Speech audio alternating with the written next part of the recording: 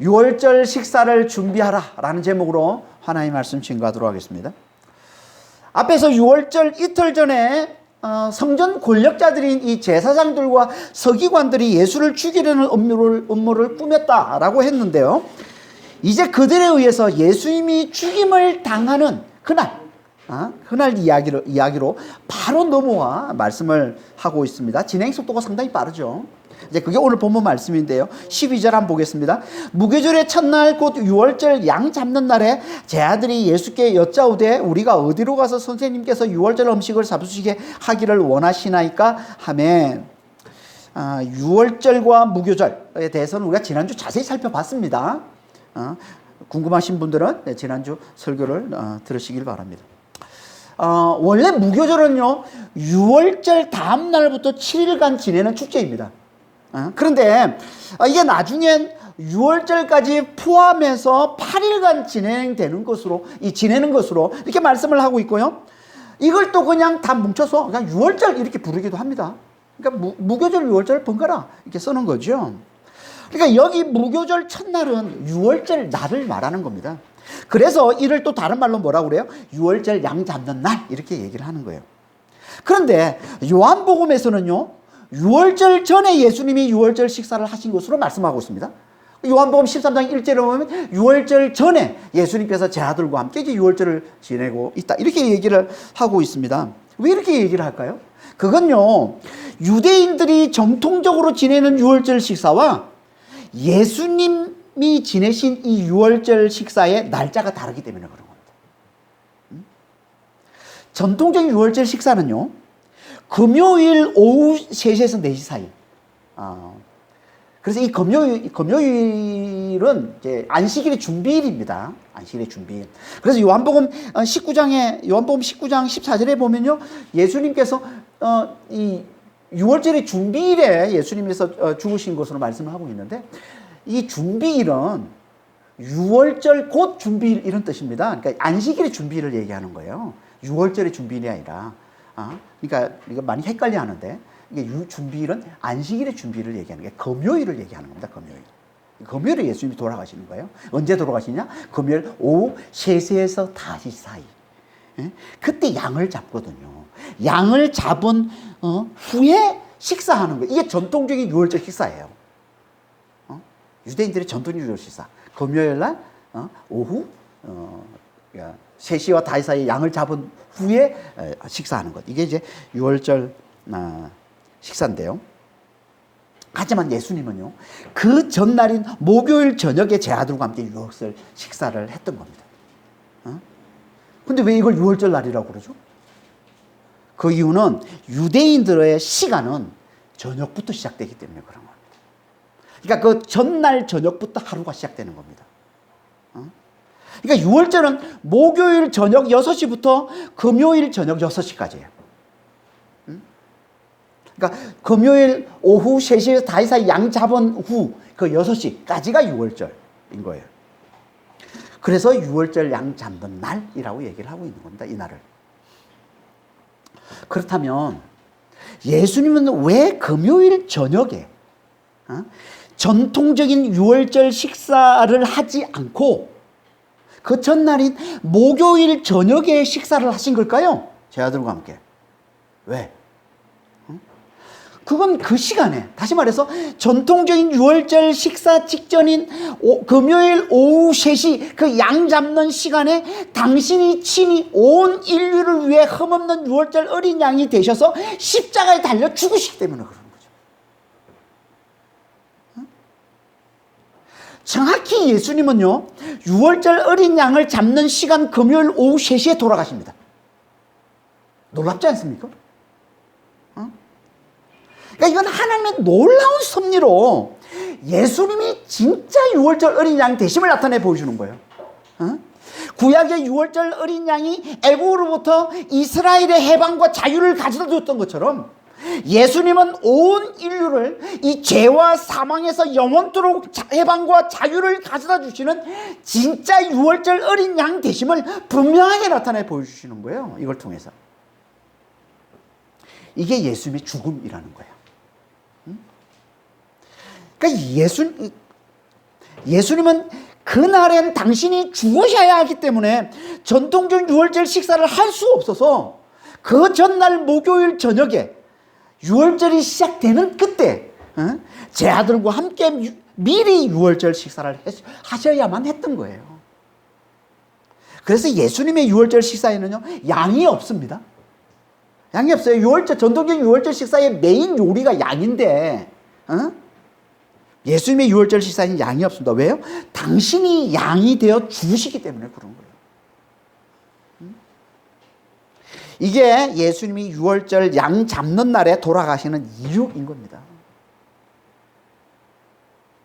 그러니까 예수님께는요, 유월절이 그냥 유월절이 아닌 거죠.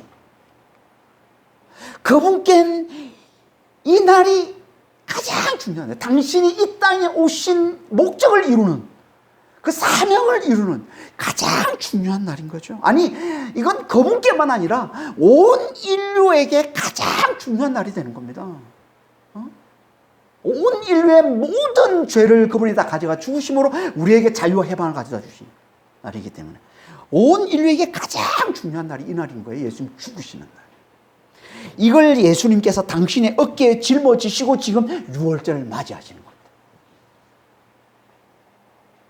그렇게 중요한 그날을 예수님은 어떻게 맞이하십니까?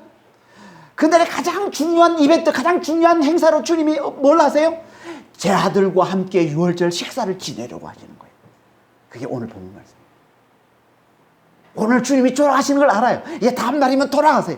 근데 가장 중요한 이벤트, 가장 중요한 행사로 뭘 하세요? 제 아들과 함께 유월절 유월절 식사를 하려 하신다는 겁니다. 그게 오늘 본문 말씀입니다. 그때 마침 제 아들이 예수님께 이렇게 묻습니다. 어디로 가서 선생님이 유월절 식사를 할 수 있도록 준비할까요? 당시 유월절 식사는요, 관례적으로 예루살렘 성 내에서 먹게 돼 있고요. 그때 예루살렘 주민들은 유월절을 지키러 지방에서 올라온 모든 사람들에게 거절하지 않고 방을 내주게 되어 있습니다. 유월절 식사를 할 수 있도록. 그래서 제 아들이 예루살렘 성 내 어디서 유월절 식사를 준비할지를 물어본 거예요, 지금. 예수님께. 그런데 예수님께서 이 질문을 받고는 마치 사전에 그 장소를 미리 준비해 놓으신 것처럼 말씀을 하십니다. 이게 13절에 15절 말씀이죠. 예수께서 제자 중에 둘을 보내시며 이르시되 성내로 들어가라. 그리하면 물 한 동이를 가지고 가는 사람을 만나리니 그를 따라가서, 먼저 여기까지만 보겠습니다. 예수님은 제자 중 둘을 보내면서 그들에게 성내로 들어가면 물 한 동이를 지고 가는 사람, 남자입니다, 남자. 물 한 동이를 지고 가는 남자를 만날 텐데 그를 따라가라, 이렇게 얘기를 하고 있습니다. 당시엔요, 물동이를 지고 가는 사람은 다 여자였습니다. 항상 여자입니다. 그러니까 남자가 물동이를 지고 가면 눈을 확 띄겠죠. 물동이를 지고 가는 남자가 있으면 따라가라, 이렇게 얘기를 하고 있는 거예요, 지금. 근데 어떻게 그때 남자가 물동이를 지고 갈 걸 예수님이 알았을까요? 어떻게? 그러니까 이건 예수님이 사전에 미리 준비한 것이다, 이렇게 이제 보는 거죠. 그리고 이걸 좀 더 분명하게 보여주는 게 그 다음 말씀이에요. 14절 15절에 어디든지 그가 들어가는 그 집 주인에게 이르되 선생님의 말씀이 내가 내 제자들과 함께 유월절 음식을 먹을 나의 객실이 어디 있느냐 하시더라 하라. 그리하면 자리를 펴고 준비한 큰 다락방을 보이리니 거기서 우리를 위하여 준비하라 하시니. 그걸 따라가면, 그 종을 따라가면 그 집주인이 만날 텐데 그 집주인에게 얘기하라는 거예요. 선생님의 말씀. 그러면 이제 그 집주인이 알아듣는다는 거죠. 선생님의 말씀이 내가 내 제자들과 함께 유월절 음식을 먹을 나의 객실이 어디 있느냐, 이렇게 물어보면 안내해 줄 거라는 거예요. 윗방의 다락방으로. 그래서 자리를 펴고 준비한 큰 다락방을 보여줄 것이다. 그러면 거기서 유월절 식사를 준비하라, 이렇게 얘기를 하고. 이 말씀은 너무나 사전에 예수님이 그 집 주인에게 제 아들과 유월절 식사를 할 큰 다락방을 부탁했음을 잘 보여주고 있는 그런 말씀인 것처럼 보이지 않습니까? 그래서 많은 사람들이 이제 그렇게 보고 있는데요. 당시에 예루살렘 성내에서 남자 종을 부리고 또 큰 다락방을 소유하고 있는 사람이면 부자였습니다. 부자. 근데 사도행전에도 보면 이렇게 큰 다락방이 나옵니다. 큰 다락방. 그게 어디에 나옵니까? 사도행전 1장과 2장, 이제 1절 4절에 보면, 오순절 날 성령이 임할 때까지 예수님의 제자들이 한 120명 정도가 함께 모여서 간절히 기도했던 곳. 그곳을 뭐라고 불러요? 마가의 다락방, 이렇게 부르죠. 이 다락방이 나옵니다. 마가의 다락방. 정확히 말하면 마가의 어머니 마리아의 다락방입니다. 마가의 어머니 마리아의 다락방. 마가의 어머니 마리아는요, 초대교회 때 그녀의 집을 교회 모임 장소로, 교회 기도 장소로 내어줄 만큼 예수님을 잘 섬기고 따랐던 예수님의 신실한 제자였습니다. 그래서 사도행전 12장 12절에 이렇게 말씀하고 있습니다. 마가라 하는 요한의 어머니 마리아의 집에 가니 여러 사람들이 거기에 모여서 기도하고 있더라. 베드로가 지금 옥에 갇혔다가 풀려나서 제일 먼저 찾아간 곳이 이곳이에요. 지금 거기에 교회가 다 모여가지고 자기를 위해서 기도하고 있다는 걸 알고 있기 때문에.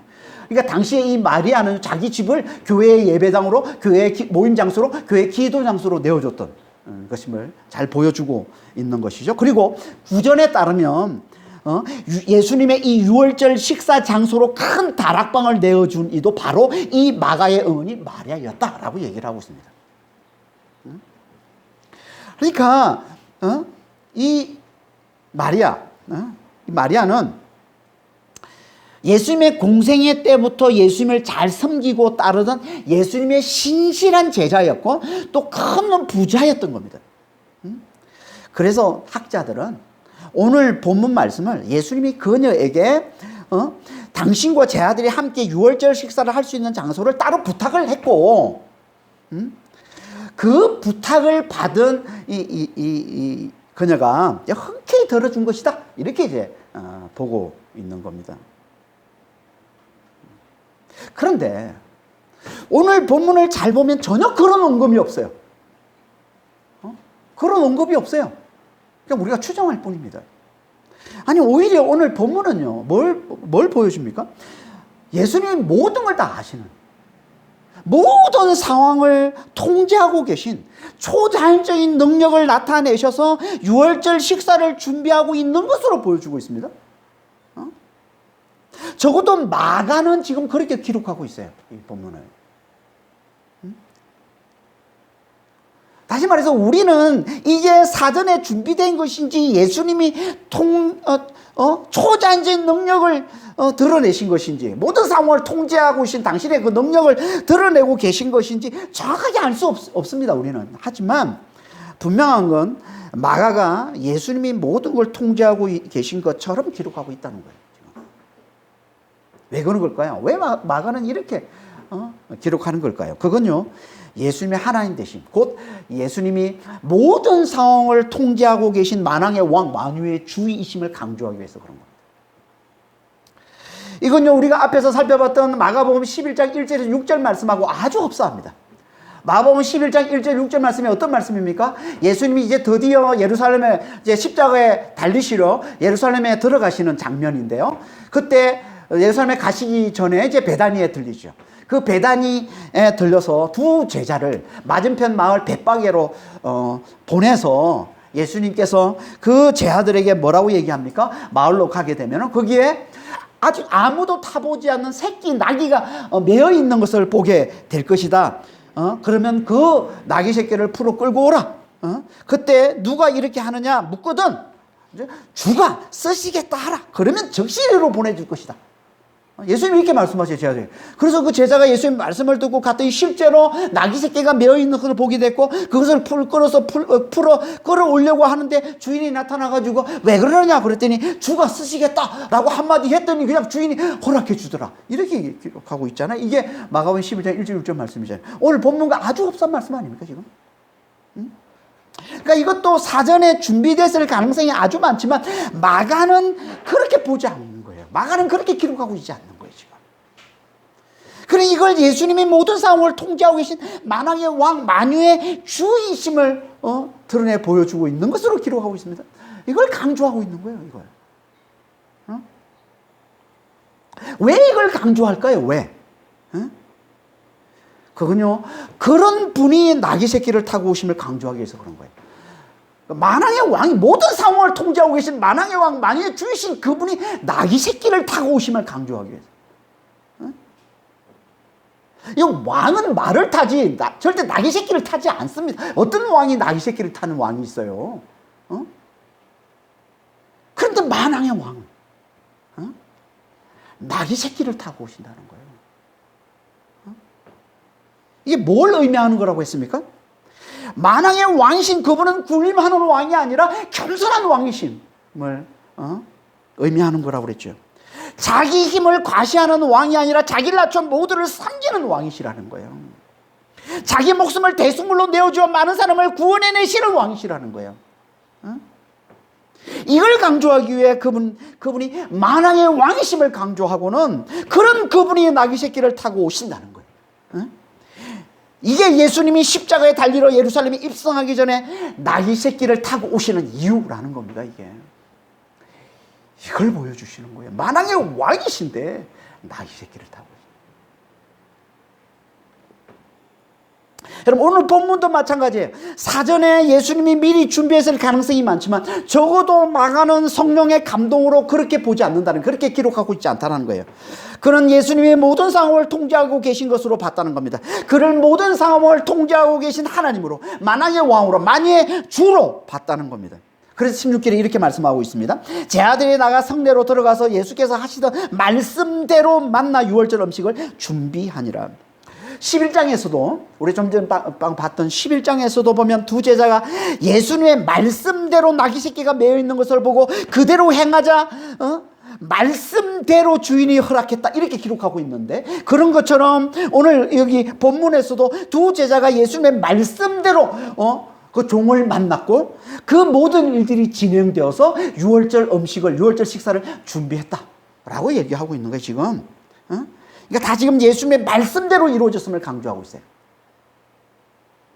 이런 것, 그분의 말씀으로 모든 상황을 통제하고 계신 하나님이심을, 만왕의 왕이심을, 만유의 주이심을 강조하고 있는 겁니다. 이걸 왜 강조합니까? 그런 그분이 나귀 새끼를 타신 것처럼 그런 그분이 유월절 어린 양이 되심을 강조하기 위해서. 나귀 새끼를 타신 것처럼 어린 양이 되심을 강조하는 거예요.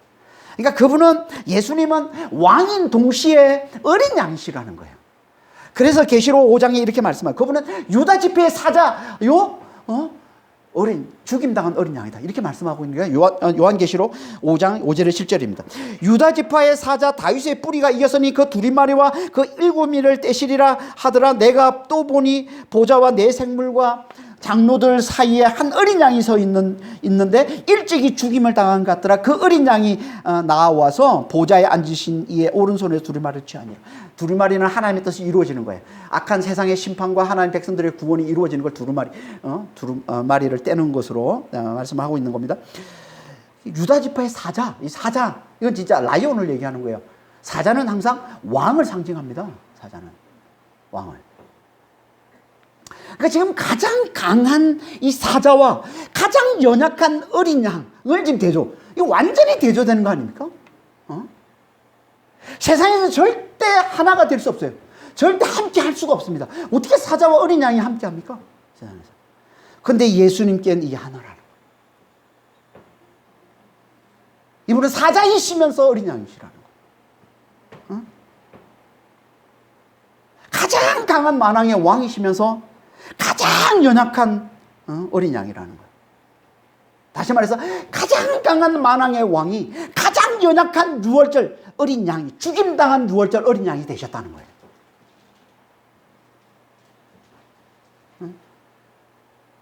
이게 뭘 의미하는 겁니까? 어린 양처럼 죽으심으로 모든 사람을 대속하여 구원해내시는 만왕의 왕이 되심을 말씀하고 있는 겁니다. 이게 왕의 십자가잖아요. 이게 왕의 죽음. 이게 예수님의 죽음이라는 거예요. 유월절 어린 양처럼 죽으심으로 모든 사람을 대속하여 구원해내시는 만왕의 왕.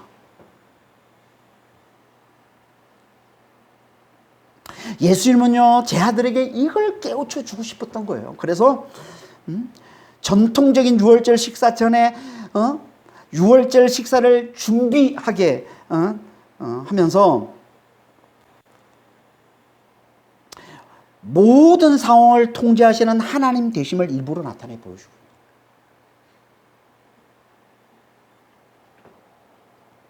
그러니까 제자들과의 유월절 식사, 예수님의 이 제자들과의 유월절 식사는 당신의 죽음이 유월절 어린 양처럼 당신의 모든 백성들을 구원해내시는 만왕의 왕의 죽임임을 깨우쳐주기 위한 겁니다. 예수님은요, 이걸 제자들에게 깨우쳐주길 간절히 원하셨던 거예요. 그래서 이렇게 말씀하고 있는 거예요. 누가복음 22장 15절에 내가 고난을 받기 전에 너희와 함께 이 유월절 먹기를 원하였노라. 간절히 원한다. 간절히 원하셨어요. 왜 제자들과 함께 유월절 먹기를 이토록 간절하게 원하셨을까요? 예수님께서. 당연히 그건 당신의 이 죽음의 가치와 의미를 제자들에게 제대로 깨우쳐 주기 위해서 그러신 거예요. 지금 제자들은 아직 예수님의 죽음의 가치를 제대로 깨닫지 못하고 있잖아요. 우리가 지난주 살펴봤잖아요. 아니, 한 여인이 지금 한 옥합을 깨뜨려 예수님 몸에 부음으로, 아니, 지금 예수님의 이 죽음의 이 가치를 확실히 드러내 보여주는데도 이 제자들은 지금 그걸 깨닫지를 못하고 그 여인을 왜 돈을 낭비했냐고, 가난한 자들에게 줬으면 얼마나 많은 사람들을 구제할 수 있었겠냐 그러면서 책망하고 꾸짖고 책망 화를 내고 하는 그 모습을 보여줬던 거 아닙니까? 전혀 깨닫지 못하고 있는 예수님의 죽음의 이 가치와 이 의미를. 그러니까 예수님이 그걸 보시기 잘 아셨던 거죠. 그래서 예수님은 죽기 전에 그들에게 당신의 죽음의 가치와 의미를 그 제자들에게 확실하게 깨우쳐 주기를 원하셨던 거예요. 그 죽음의 가치가 뭐라고요? 만왕의 왕이 유월절 어린 양으로 죽으시는 죽음이라는 거예요. 구약의 유월절 어린 양처럼 그 죽음, 그 피를 의지하는 세상의 모든 사람들을 그 죄와 그 사망에서 구원해 내시는 죽음. 이 부분에 대해서는 다음 주 좀 더 자세하게 함께 살펴보게 될 텐데요. 이게 맞다면 예수님께서 정말 당신의 그 죽음이 유월절 죽음, 구약의 그 유월절 어린 양의 죽음처럼 그렇게 그 죽음으로 모든 사람을 구원해내는 만왕의 왕의 죽음이 맞다면 이게 세상에서 가장 중요한 거 아닙니까? 이게 세상에 가장 중요한 이걸 다른 사람은 몰라도 제자들은 알아야 되잖아요. 제자들은 이것만큼은, 다른 건 몰라도 이것만큼은 분명하게 알고 있어야 되잖아요. 그래서 죽으시기 전에, 고난받기 전에 제자들에게 이걸 확실하게 깨우쳐 주기를 원하셨다는, 그래서 예수님이 제자들과 유월절 먹기를 원하셨다라고 말씀하고 있는 거예요. 간절히 원하셨다라고 말씀하고 있는 거예요. 예수님은 지금도 제자들과 유월절 먹기를 간절히 원하고 계십니다. 그래서 초대교회 때부터 교회가 모일 때마다 예수님과 함께 유월절 먹기를 계속하고 있는 거예요. 지금 이게 뭐예요? 이게 성만찬, 곧 성찬식인 겁니다. 지금은 성찬식을 편의상 한 달에 한 번 하지만 원래는 모일 때마다 하는 거예요. 이게 성찬식이에요. 왜요? 예수님이 제자들과 함께 유월절 먹기를 간절히 원하셨기 때문에, 원하셨기 때문에 이 유월절 먹기, 예수님이 그토록 간절히 원하는 이 유월절 먹기가 성찬식의 시작인 겁니다. 그래서 우리가 성찬식 할 때마다 읽는 본문, 성찬식 본문, 고린도전서 11장 23절에 이렇게 말씀하고 있지 않습니까? 내가 너희에게 전한 것은 주께 받은 것이니 곧 주 예수께서 전하시던 밤에 떡을 가지고 축사하시고, 여기 주 예수께서 잡히시던 밤에 제자들과 함께 떡을 떼시고, 이게 오늘 본문의 유월절 먹기란 말이에요. 오늘 본문에 나오는 유월절 먹기. 이걸 다른 말로 최후의 만찬, 최후의 만찬이라고도 하고, 또 이걸 성만찬이라고도 하는 겁니다. 다 같은 말을 하는 거예요. 유월절 먹기, 유월절 식사, 최후의 만찬, 성만찬, 다 같은 말입니다. 이걸 기념해서 우리가 모일 때마다 하는 것, 이게 뭐예요? 이게 성찬식인 거예요. 그러니까 우리는 오늘 같은 이 성찬식 때 예수님이 제자들과 함께 유월절 먹기를 간절히 원하셨던 걸 잘 기억해야 돼요. 왜 예수님께서 제자들과 함께 유월절 먹기를 간절히 원하셨다고요? 그분의 그 죽음의 가치를 깨우쳐 주기 위해서, 제대로 확실히 깨우쳐 주기 위해서. 그러니까 우리는 성찬식 때마다 예수의 이 죽음의 가치를 잘 깨달아야 맞는 거죠. 만왕의 왕신 그분이 6월절 어린 양이 되셔서 죽으심으로 그 죽음을 의지하는 모든 자에게 죄와 사망에서 자유케 되는 영원한 구원을 가져다 주셨음을 잘 깨달은 거. 언제? 우리가 성찬식 할 때마다, 성찬식 때마다 우리 주님께서 6월절 먹기를 원하셔서 제자들과 함께, 그래서 그걸 깨우치시기를 원하셨던 것처럼 지금도 동일하게 예수님은 우리가 이 성찬식을 할 때마다 이걸 깨닫기를 원하시는 거예요. 이게 제대로 성찬식을 하는 겁니다. 예수님의 이 죽음의 가치, 예수님의 죽음의 의미를 6월절 어린 양으로 죽으심으로 말미암아 당신의 그 죽음을 의지하는 모든 자들을 구원해내시는, 죄와 사망에서 구원해내시는 만왕의 왕의 죽음이심을 성찬식 할 때마다 제 아들이 깨닫기를 주님 원하신다는 거예요. 이걸 가장 가치 있는 것으로 여기고 그 죽음을 잘 의지하는 자가 되는 거예요. 이게 예수님의 죽음의 가치를 제대로 아는 것이고 이들만이 구원에 이르는 겁니다. 예수의 죽음의 가치를 제대로 아는 자만이 구원에 이르는 거예요. 이걸 가장 최고의 가치로, 이 세상에서 가장 큰 가치, 가장 중요한 가치로 알고 이 예수의 이 죽음을 의지하는 자만이 구원에 이르는 겁니다. 그렇지 않으면 아무리 제자라고 해도 구원에 이를 수 없습니다. 그걸 보여주는 게 17절 이하에 나오는 가룟 유다의 배신 이야기인 거예요. 그래서 이야기에 붙여서 가룟 유다의 배신 이야기를 하고 있는 거예요. 지금 17절에서 19절 한번 보겠습니다. 저물매 그 12를 데리시고 가서 다 앉아 먹을 때 예수께서 이르시되 내가 진실로 너희에게 이르노니 너희 중에 한 사람 곧 나와 함께 먹는 자가 나를 팔리라 하신대 그들이 근심하며 하나씩 나는 아니죠 하고 말하기 시작하니. 여기 앉아 먹을 때라는 말은요, 나나유주에 보면요, 비스듬히 누워서 먹을 때 이런 말이에요. 비스듬히 누워서. 유대인들은요, 만찬 때는 비스듬히 누워서 먹는 게 관례입니다. 그들의 식사 방법이에요. 만찬 때는 항상 비스듬히 가장 편한 자세로 식사를 하고 있는 겁니다. 그렇게 너무나 편안하게, 특히 이 월절 이 식사는요, 너무나 자유와 해방을 상징하는 거기 때문에 너무나 평안하고 기쁨이 넘치는 그런 어떤 현장이거든요. 그걸 식사할 때 다 드러내면서 이제 너무나 편안하고 너무나 기쁨이 넘치는 모습으로. 그래서 그때는 포도주도 한 4번 정도 돌려서 먹고 그런다고 그래요. 기쁨이 넘치는 그런 시간이에요. 근데 어떤 때보다 제 아들이 평안하고 기쁨을 누리고 있는 바로 그때 예수님이 충격적인 말씀을 하시는 거예요, 지금. 충격적인 말씀. 너희 중에 하나, 곧 나와 함께 떡을 먹는 자가 나를 팔리라. 우리가 다 잘 아는 레오나르도 다빈치의 걸작품, 최후의 만찬. 최후의 만찬이라는 이 걸작품이 이걸 배경으로 해서 그린 거라는 거 아십니까? 예수님이 이 충격적인 말씀을 듣고 제 아들이 저는 아니죠. 근심하면서 저는 아니죠 하면서 그 그림을 잘 보면 그런 장면이 있어요. 막 제 아들이 막 서로 수군수군 되면서 또 어떤 제 아들은 예수님께 저는 아니죠 묻는 그런 그림이란 말이에요, 그 작품. 다시 한번 그 작품을 찾아서 잘 보시길 바랍니다. 이때 장면을 이제 그리고 있는 겁니다. 함께 먹는 자가 나를 팔리라. 이 함께 먹는다는 얘기는요, 친밀함을 상징합니다. 여러분, 항상 식탁은 하나됨, 친밀함, 이걸 상징하는 거예요. 여기서도 마찬가지입니다. 함께 먹는 자가 나를 팔리라.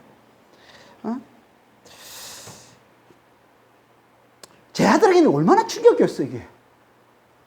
지금 예수님과 함께 3년을 넘게 지금 동고동락하면서 같이 얼마나 한 가족과 같이 지낸 그런 사이인데 갑자기 우리 중에 한 명이 판다고?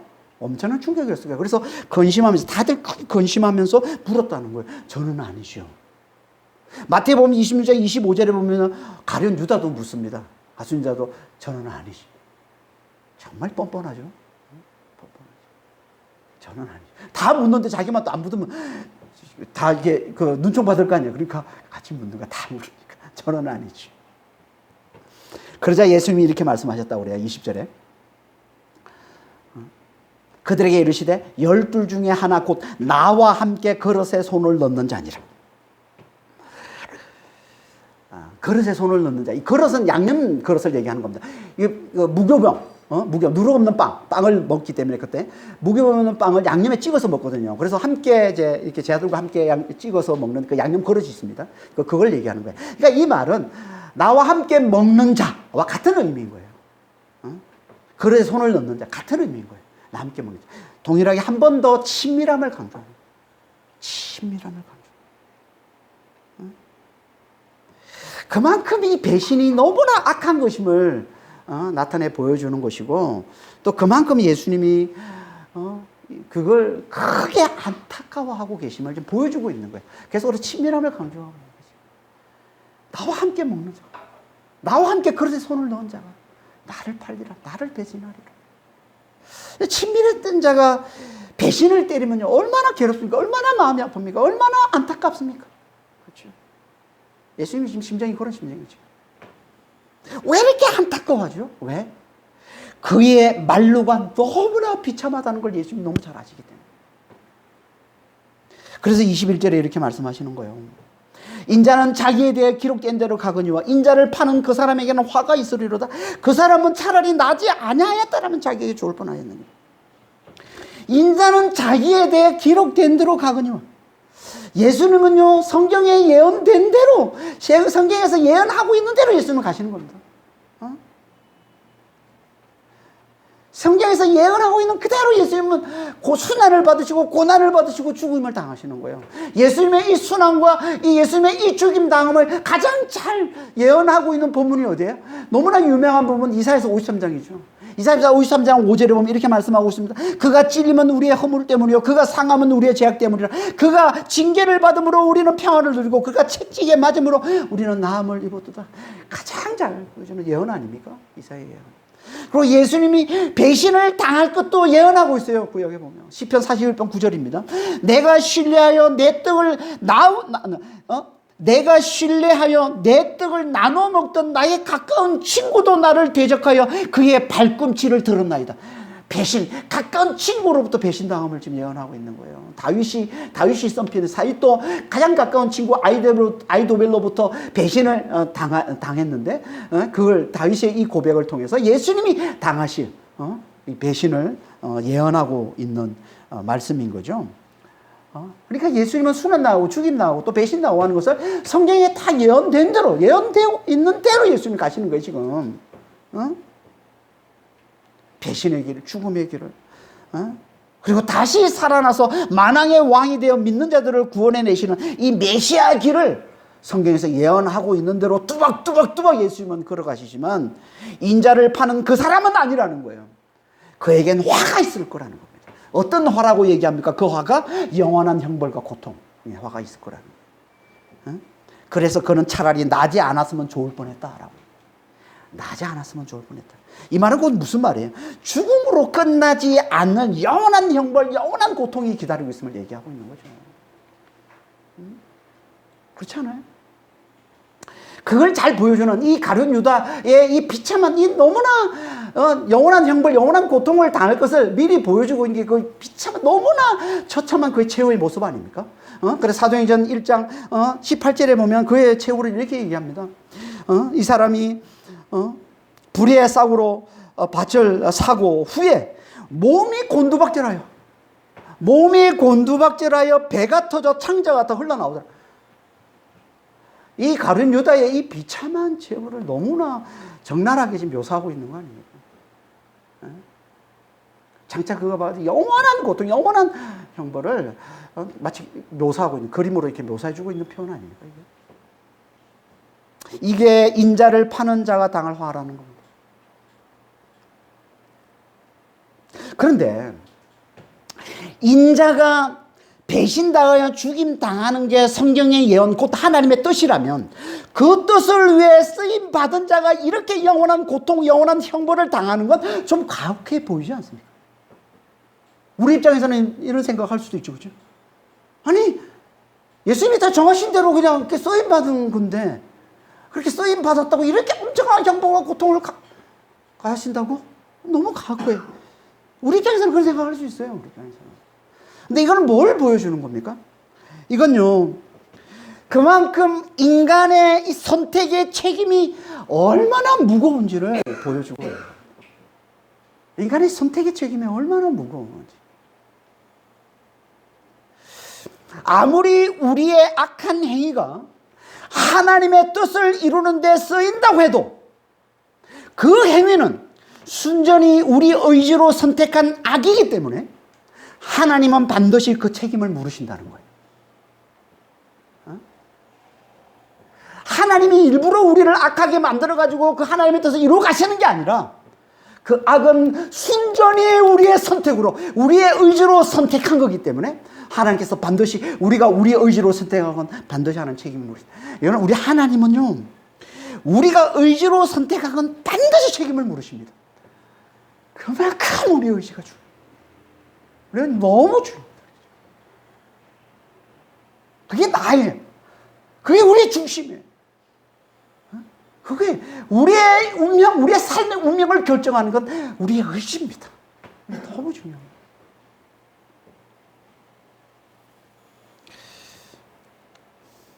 그러니까 하나님은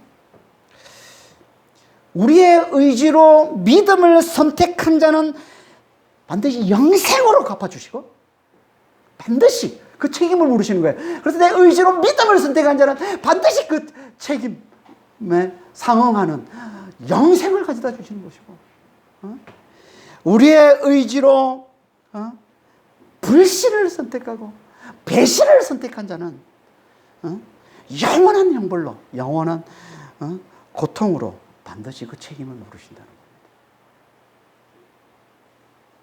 그러니까 우리는 은혜로 주시는 믿음을 잘 선택하는 자입니다. 은혜로 주시는 믿음.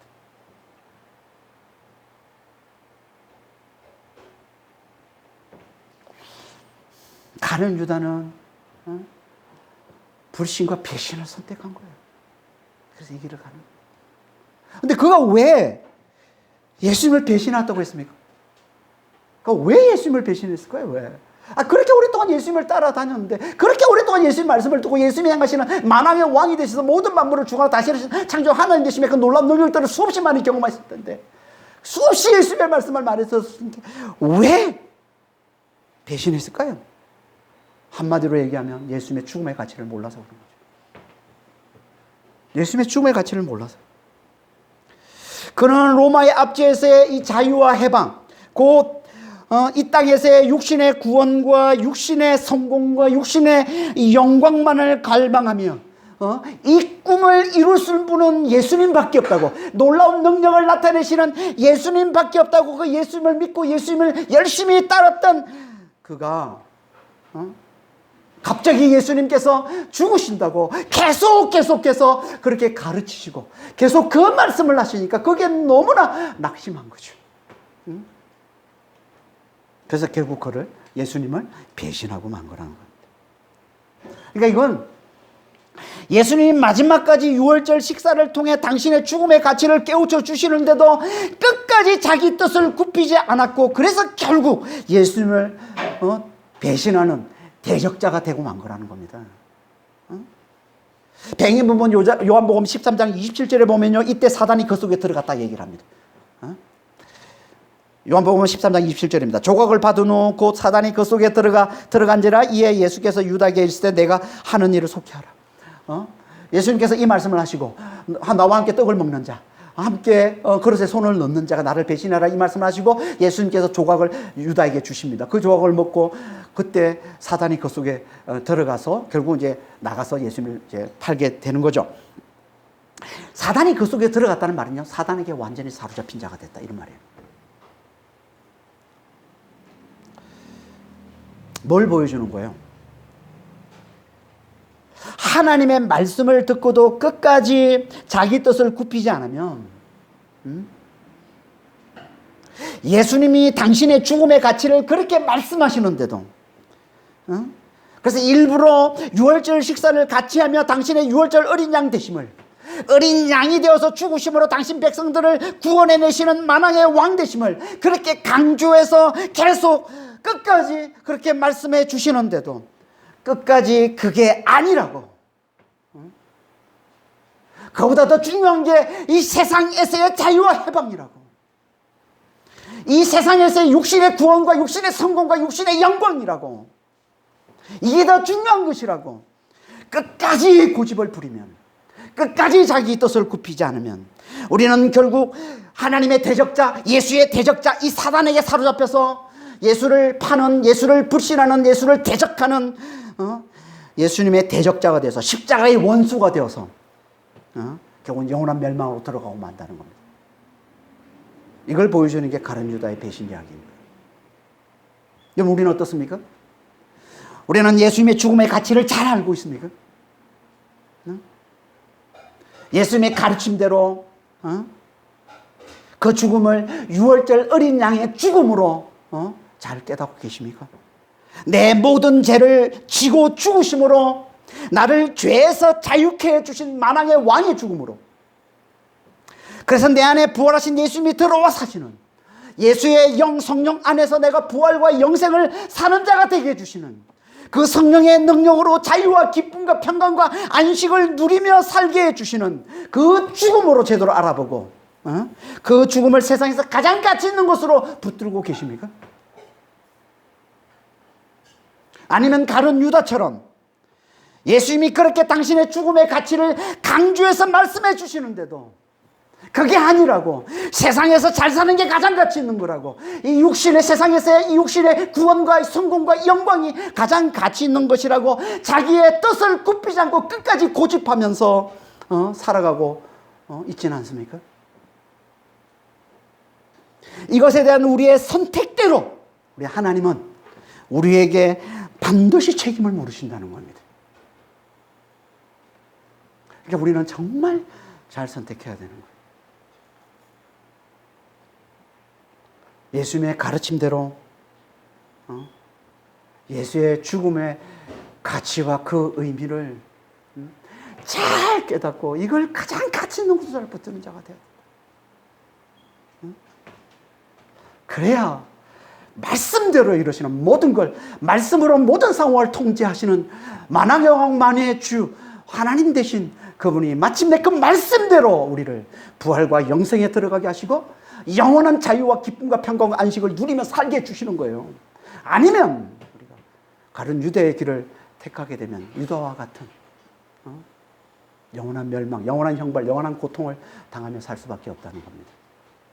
정말 잘 선택하시길, 믿음의 길을 잘 선택하시길, 그래서 예수님의 말씀대로 이루어지는, 말씀대로 마침내 영원한 구원을 누리는 그런 믿음의 성도들이 다 되시길 예수님으로 축원합니다. 기도하겠습니다. 하나님 아버지, 정말 우리는 예수님의 가르침을 잘 듣고 정말 그 가르침을 잘 깨닫는 자 되기를 원합니다. 무엇보다 예수님께서 가장 중요하게 여기시는 당신의 이 죽음의 이 가치를 아버지 하나님 정말 잘 깨닫는 자 되게 도와주시옵소서.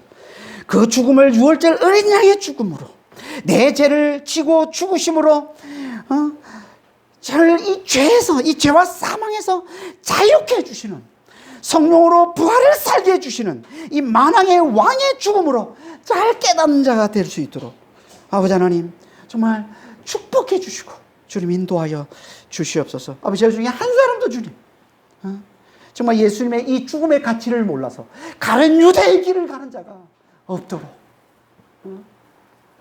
정말 너무나 비참하고 영원한 고통, 영원한 형벌을 당하는 아버지 하나님, 정말 그 길을 가는 자가 한 사람도 없도록 주여 죄를 붙들어 주시옵소서. 정말 믿음의 길을 잘 선택해서 하나님 예수님의 이 말씀대로 아버지 하나님 정말 놀라운 구원을 누리며 사는 그런 믿음의 성도가 될 수 있도록 주여 죄를 축복해 주시고 주님 인도하여 주시옵소서. 감사하며 우리 주 예수 그리스도 이름으로 기도합니다. 아멘.